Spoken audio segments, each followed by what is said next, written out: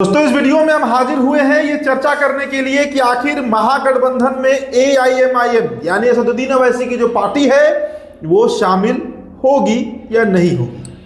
क्या चर्चा है, राजनीतिक गलियारों में क्या बातचीत चल रही है। सीट शेयरिंग का मसला चल रहा है। एक तरफ मुकेश सहनी है जो 60 सीटों पर दावा कर रहे हैं, कांग्रेस पार्टी का 70-80 सीटों पर दावा है, वाम दलों का अपना दावा है।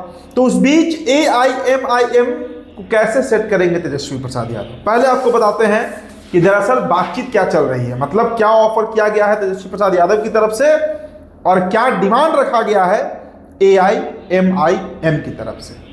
दोनों पार्टियों के बीच हालांकि देखिए खास वार्तालाप नहीं है, खास बातचीत नहीं है, लेकिन एआईएमआईएम का कहना है, असदुद्दीन ओवैसी का कहना है कि हम महागठबंधन में शामिल जरूर होंगे, लेकिन हमें कम से कम 25 से 30 सीट चाहिए और वो 25 से 30 सीट जो है वो सीमांचल के इलाके में होनी चाहिए।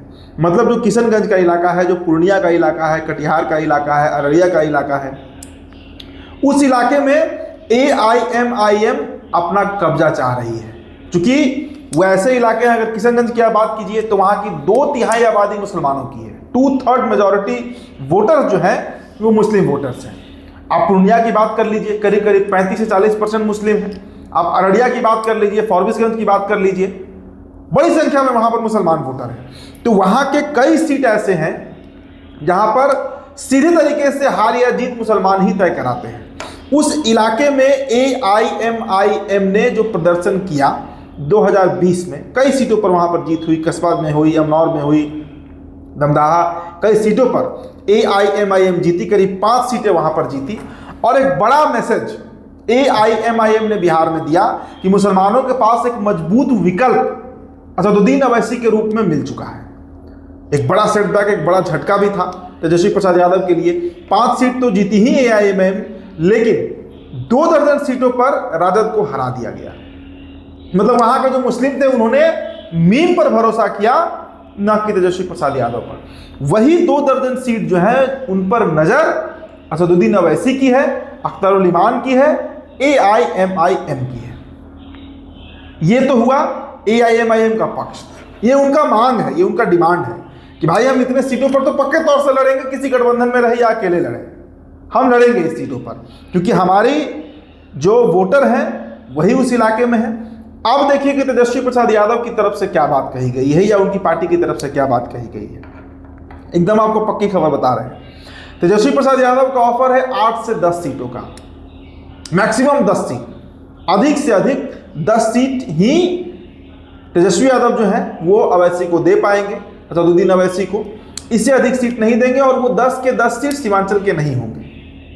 उसमें तिरहुत भी हो सकता है, उसमें मगध भी हो सकता है, शाहाबाद भी हो सकता है, अंग का इलाका भी हो सकता है, मतलब भागलपुर बागा का इलाका भी हो सकता है। तो कलेक्टिव रूप से 10 सीट दिया जाएगा, लेकिन उसका जो वितरण है, जो डिस्ट्रीब्यूशन है वो पूरे बिहार में होगा।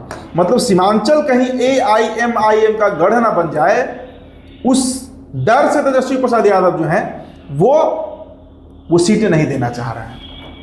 आगे की कहानी आप समझिए क्या होगा अगर तेजस्वी प्रसाद यादव मीम को, एआईएमआईएम को अपने गठबंधन में शामिल नहीं कराते हैं। तो दोस्तों बिहार की 17% आबादी मुसलमानों की है, एक बहुत बड़ी आबादी, मतलब एक मुश्त वोट बैंक है वो, और वो जिसके साथ जाएगा वो गेम चेंजर हो सकता है, वो पूरा रुख बदल सकता है चुनाव का। एनडीए को मुसलमान वोट ना के बराबर करेंगे।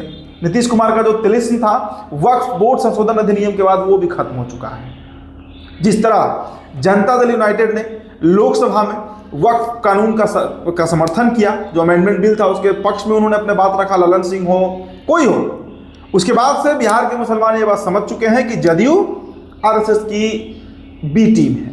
मतलब जदयू के साथ अब मुसलमान बिहार कोई मुसलमान हो, पासवानदा मुसलमान हो, सैयद हो, शेख हो, पठान हो, कोई हो, वो जाने वाले नहीं है।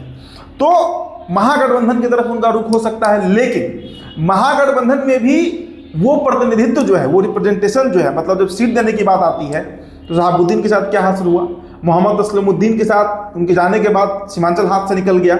उनके दोनों बेटों के आपसी द्वंद्व और को तेजस्वी मैनेज नहीं कर पाए। अब्दुल बारी सिद्दीकी की स्थिति हम देख ही रहे हैं। तो राज्यसभा हो लोकसभा हो, विधानसभा हो, जितनी आबादी मुसलमानों की है उतना उनको प्रतिनिधित्व नहीं दिया जाता है आरजेडी की तरफ से, उतना टिकट नहीं दिया जाता है। तो हर दृष्टिकोण से एक बहुत बेहतर विकल्प उनको मिल रहा है AIMIM के रूप में।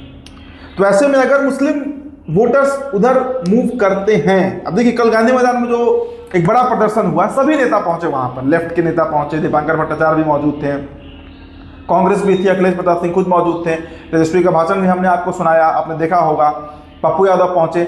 लेकिन जो भीड़ वहां पर एकत्रित हुई थी इमारत सरिया के बुलाने पर, उसमें सबसे बड़ा अगर रोल किसी का रहा तो वो AIMIM का रहा। पूरे बिहार से, सीमांचल से, कोसी से, शाहबाद से, तिरहुत से, हर जगह से जो भीड़ वहां पर पहुंचा मुसलमानों का, उसके पीछे सबसे बड़ी भूमिका मीम पार्टी की रही। और ये बात बिहार के मुसलमान जान रहे हैं कि उनके हक हुकूक के लिए सबसे अधिक बढ़ चढ़कर बोलने वाली पार्टी जो है वो AIMIM ही है। तो वैसी परिस्थिति में जो सीट का ऑफर दिया जा रहा है तेजस्वी प्रसाद यादव की तरफ से, वो शायद नामंजूर होगा असदुद्दीन अवैसी को, और ऐसी परिस्थिति में असदुद्दीन अवैसी अलग लड़ सकते हैं जिस तरीके से उन्होंने पिछले बार लड़ा था और 5 सीट वो जीते भी थे। तो अगर अलग लड़ते हैं तो इस बार दोस्तों सीमांचल में बड़ा डैमेज राष्ट्रीय जनता दल को उठाना पड़ जा सकता है, चाहे ठाकुरगंज हो, चाहे बहादुरगंज हो, चाहे किशनगंज हो, चाहे रुपौली हो, कस्बा हो, धमदाहा हो, कोई विधानसभा हो। एक बड़ा नुकसान राष्ट्रीय जनता दल को उठाना पड़ जा सकता है। तो फिलहाल यही हमारे पास खबर है कि सीट को लेकर जो बातचीत है वो चल रही है। अभी निष्कर्ष कहाँ तक पहुँचता है, अगर महागठबंधन में शामिल होगा AIMIM तो आप मानकर चलिए कि पूरा 17% मुस्लिम वोट जो है वो महागठबंधन के साथ शिफ्ट हो जाएगा, नहीं तो वोट का बिखराव, वोट का डिस्ट्रीब्यूशन पक्का है। तो फिलहाल इस रिपोर्ट में इतना ही। मेरा नाम उदित तारण है। बिहार टॉपर वीडियो आप देख रहे थे, बहुत बहुत शुक्रिया।